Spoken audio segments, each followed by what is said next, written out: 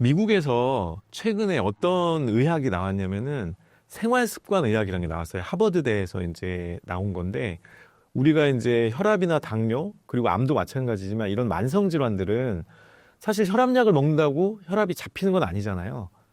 혈압은 있는데 억지로 누르는 거잖아요. 그러니까 장기적으로 그걸 복용하면 문제가 생기죠, 우리 몸에. 당뇨약도 마찬가지죠. 당뇨 수치를 떨어뜨릴 수는 있지만 단기적으로 그걸 계속 복용하면은 나중에 이제 뭐 투석하시는 분도 생기고 막 이러잖아요. 그러니까 근본적인 치료는 아닌 거예요, 그런 것들이. 그래서 만성 질환에는 생활 습관을 바꿈으로써 예방을 할 수 있고 관리를 할 수 있다, 이렇게 주장하는 생활 습관 의학이 있는데요. 그 생활 습관 의학에 맨 처음에 이제 생활 습관 의학을 만들었던 분 중에 디노니시란 분이 있어요. 그래서 이 디노니시 생활요법이 아주 유명합니다. 그리고 암 환자들한테도 디노니시 생활요법을 3개월 정도 하면 우리 몸에 이제 건강 유전자의 스위치들이 막 켜지고요. 질병 유전자의 스위치들이 막 꺼져요. 그래서 이제 이 디노니시 요법이 굉장히 유명하거든요. 그래서 그걸 잠깐 소개를 하자면, 특히 이제 디노니시라는 분은 클린턴 대통령의 주치의였어요. 그래서 클린턴 대통령이 2010년까지 심장 수술을 3번을 했거든요. 그래서 이제 이 디노니시 그룹 쪽에서 당신이 이렇게 하면 안 된다. 그래서 클린턴이 고기를 너무너무 좋아했거든요. 그래서 이제 클린턴한테 이제 요 디노니시 요법을 권하게 되고, 지금까지 클린턴 대통령이 2010년 이후로는 심장에 무리가 없죠. 그래서 이제 디노니시 요법의 첫 번째는 뭐냐면은 음식이에요. 음식인데 주로 채식 위주고요. 그다음에 저지방 식단을 합니다. 그래서 이제 디노니시 식단에도 여러 가지가 있지만 기본적으로는 우리가 이제 고지방이나 그런 거를, 아니면 뭐 고기를 또 과도하게 먹는다든지 그런 건 좀 안 한다는 거죠. 그게 이제 첫 번째 음식에 대한 거고요. 두 번째로는 운동입니다. 이제 디노니시 요법에서 주장하는 거는 하루 30분 이상 천천히 걷기보다는 빨리 걷기를 주장을 하는 거죠. 이 중강도로 걸으면은 아무래도 우리 몸에서 면역을 자극을 하게 되거든요. 그래서 이제 천천히 걷는 것보다는 이제 그렇게 빨리 걷기, 이런 걸 주장을 하는 거고요. 세 번째로는 이제 충분한 수면입니다.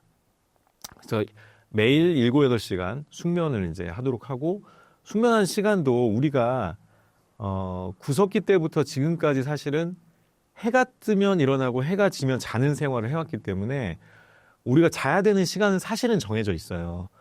그러니까 인공적인 빛이 나온 게 200년밖에 안 됐잖아요. 그러니까 그 이전 200년 전에는 태양에 다 의지를 했던 거고요.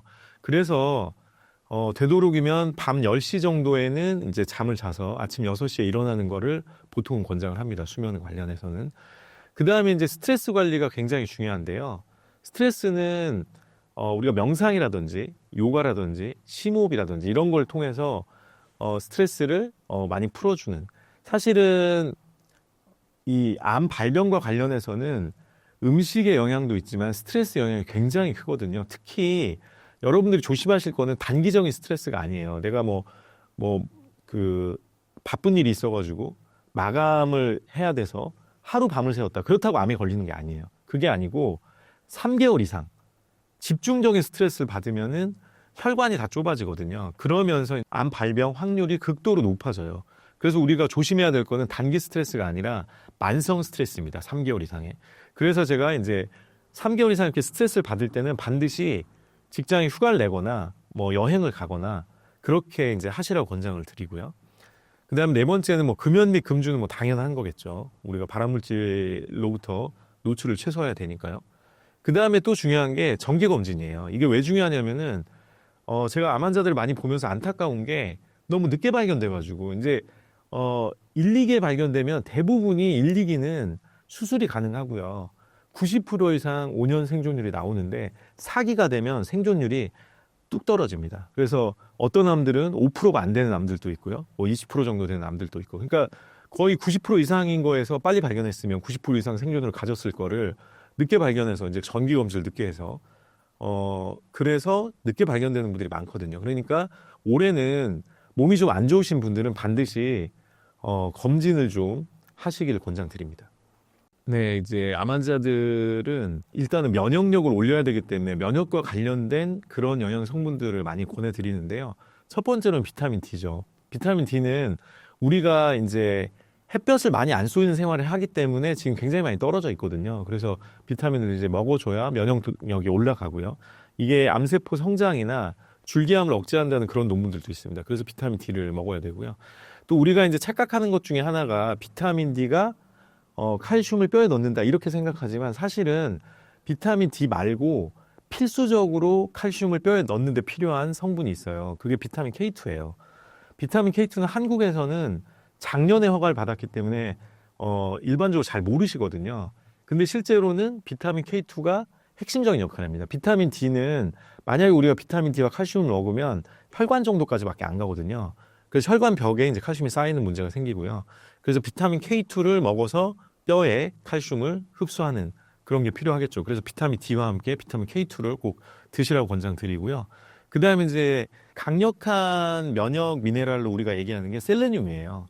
그래서 독일 쪽에서는 셀레늄을 암 치료에 굉장히 많이 쓰죠. 그리고 이제 식품 중에서는 브라질너트에 이제 이게 많고요. 그 다음에 이 세포막을 구성하는 거의 핵심이 오메가3라고 그랬잖아요. 그래서 오메가3를 뭐 영양제로 먹는 것도 좋겠지만 그런 영양제보다는 음식으로 아까 제가 말씀드린 들기름, 냉합착 들기름이나 냉합착 아마시유 이런 거를 이제 평상시에 드레싱으로 많이 드셔서 하면 좋을 것 같고요. 그 다음에 이제 각종 이제 폴리페놀들 우리가 천연물질 중에서 이제 가장 항산화 성분이 항산화성이 높은 걸로 폴리페놀을 얘기해요. 사과에도 많고요, 녹차에도 많고, 뭐 베르베에도 많아요. 그런 폴리페놀들을 많이 먹자. 그러니까 뭐 야채나 과일을 많이 먹자는 얘기죠.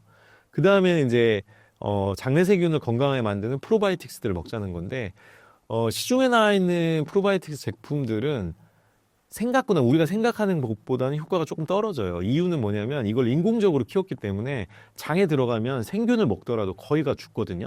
그래서 사실은 더 좋은 거는 발효식품이나 이런 걸 먹는 게 더 좋은 거예요. 한국에는 청국장이라는 굉장히 강력한 발효 음식이 있죠. 이게 냄새 때문에 사람들이 이제 좀 꺼리는 게 있지만 사실 이 항암 성분으로 보면은 일본의 나또보다 훨씬 높고요. 나또의 몇 배쯤 됩니다. 청국장이. 그래서 저는 되도록이면 프로바이오틱스 중에서는 가장 강력한 걸 이제 청국장으로 얘기를 하죠. 그래서 이렇게 발효 음식을 꾸준히 챙겨 먹으면 면역력을 올리는데 또 도움이 많이 되겠죠.